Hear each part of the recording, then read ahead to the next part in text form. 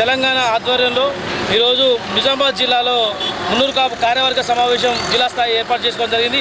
అందులో భాగంగా మహనీయుడు మా హిందువులు గట్ట మా మున్నూరు కాపు ముద్దుబిడ్డ అయినటువంటి మా ధర్మపురి శ్రీరన్న గారి విగ్రహాన్ని సందర్శించాలి, ఆ విగ్రహాన్ని చూడాలని చెప్పి ఈరోజు ఆ మీటింగ్ సమావేశం అనంతరం ఈరోజు శ్రీరన్న గారి విగ్రహాన్ని ఈరోజు సందర్శించి వారికి నివాళులు అర్పించడం జరిగింది.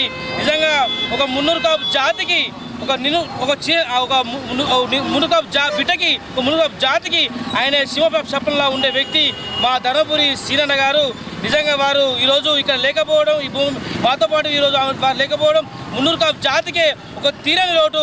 తప్పకుండా వారి ఈ హిందూ గడ్డ మీద మున్నూరు కాపు జాతిని ఏ రకంగా మున్నూరు కాపు ప్రతి బిడ్డల్ని అండగా చూసుకున్నాడు, తన అన్నలాగా తన తన్నులాగా ఈరోజు చూసుకున్నాడు. తెలంగాణ వ్యాప్తంగా ఉన్న మున్నూరు కాపు బిడ్డల్ని కూడా తప్పకుండా మేము అందరం ఆయన స్ఫూర్తితో పనిచేయాలి, ధర్మపురి శ్రీరన్న గారి స్ఫూర్తితో మా మున్నూరు కాపులను కాపాడుకోవాలనే ఉద్దేశంతో ఈరోజు వారి దర్శించుకోవడం జరిగింది, వారి యొక్క విగ్రహాన్ని దర్శించుకోవడం జరిగింది. ఈరోజు నిజామాబాద్ పట్టణంలో తెలంగాణ మున్నూరు కాపు సంఘం కార్యవర్గ సమావేశం నిర్వహించడం జరిగింది. పలు నియామక పత్రాలు అందించడం జరిగింది. తదనంతరం కమిటీ సభ్యులతోటి మున్నూరు కాపు ముద్దుబిడ్డ అయిన శ్రీ డి శ్రీనివాస్ అన్నగారికి నివాళులు అర్పించడం జరిగింది. రానున్న రోజుల్లో తెలంగాణలో మళ్ళీ మున్నూరు కాపుల శకం ప్రారంభమవుతుందని నేను గర్వంగా చెప్తున్నా.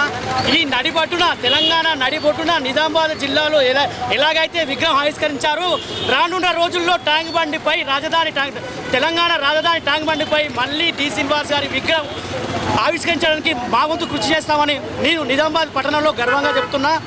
తెలంగాణ రాజకీయంలో ఒక వెలిగిన డి శ్రీనివాస్ గారు రానున్న రోజుల్లో తనంతరం కొత్త శివగానికి మన ఎవరైతే ధరపున్న అరవింద్ అన్నగారు ఉన్నారో రానున్న రోజుల్లో కీలకమైన శక్తిగా ఎదిగి రాజకీయ రంగాల్లో రాణిస్తున్న అన్నగారికి ఎల్లవేళలా తోడుంటామని నా మున్నూరు కాపు సంఘంకి వెళ్ళి తనకు విన్నపించుకోవడం జరుగుతుంది. జై మున్నూరు కాపు.